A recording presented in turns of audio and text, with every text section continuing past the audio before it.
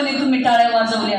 Acupressure जेवढ्या जोरात टाळ्या वाजवाल ना आयुष्यात अटॅक येत नाही. म्हणून भजन करायचं असतं, बाकी काय.